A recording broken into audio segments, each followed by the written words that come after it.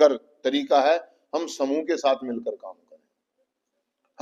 हम में से बहुत सारे लोग, अगर हम रिहैबो की बात करें तो रिहैबो में क्या होता है कि बहुत सारे लोग ना मतलब अपना अलग अलग पार्टनर लेके बैठ जाते हैं, अपने तरीके से हैंडल करने की कोशिश करते हैं, अपने तरीके से अपने अपने किताबें खोल के या अनुभव शेयर करके उसको ठीक करने की कोशिश।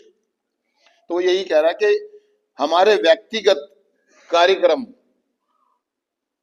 का 12वां कदम भी हमें ये बताता है, ये कहता है कि संदेश पहुंचाना है तो सबसे बेस्ट तरीका है समूह का संसार।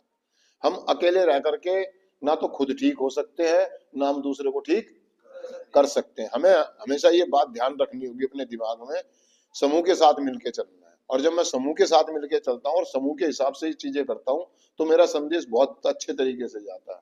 मतलब मैं कर कुछ हो रहा हूँ और बोल कुछ हो रहा हूँ।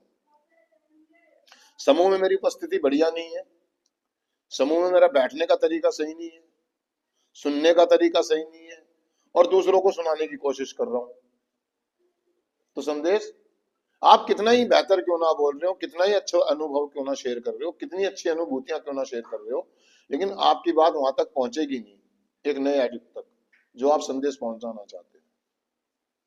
उसका सबसे बेस्ट तरीका है कि समूह के वातावरण को देखते हुए, उसके नियमों को देखते हुए आप चीजें करें, कार्यक्रम करें, है ना।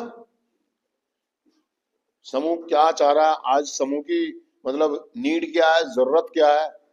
एक व्यक्ति ने कहा आपको क्या बीमारी पर बोले, आप कुछ और कहानियां लेकर बैठ गए। मतलब समूह तो कह रहा है कि बीमारी इस तरीके से शेयर करनी चाहिए, सामने वाले व्यक्ति को इस तरीके से बतानी चाहिए, आप अलग ही तरीके से अपने तरीके से कुछ चीजें अलग कर रहे। मोटिव तो क्लियर है, संदेश देना, उद्देश्य आपका सही है कि संदेश पहुंचाना है कैडिक तक, लेकिन तरीका सही नहीं। तो वही कह रहा है कि आज का जो टॉपिक है वो यही बताना चाह रहा है कि मैं नहीं, हम कर सकते हैं। हम मतलब समूह के साथ मिलकर के। मैं ये सोचूं कि मैं अपने तरीके से नशा छोड़ दूंगा, नहीं छूटेगा। हम अपनी पहचान उनकी अनुभवों में, उनकी शेयरिंगों में सुनते हैं, जब वो शेयर करते हैं तो हमारे अंदर भी एक उम्मीद की किरण जागती है कि हाँ यार, इस व्यक्ति ने ये कार्यक्रम करा, इस तरीके से करा, अगर ये नशा मुक्त हो सकता तो मैं भी नशा मुक्त। तो हमें सामने वाले व्यक्ति में अपने अनुभव के माध्यम से, अपनी शेयरिंग के माध्यम से उसमें एक उम्मीद पैदा करनी है। जो व्यक्ति ना उम्मीद हो चुका है, हर तरफ से टूट चुका है, बिखर चुका है, पीड़ित लोग का मतलब ही यही होता है, वो पीड़ित है अपनी नशेबाजी से, अपनी बीमारी से। आप अपने तरीके से चीजें करके उसको और पीड़ित ना करें, और केस खराब।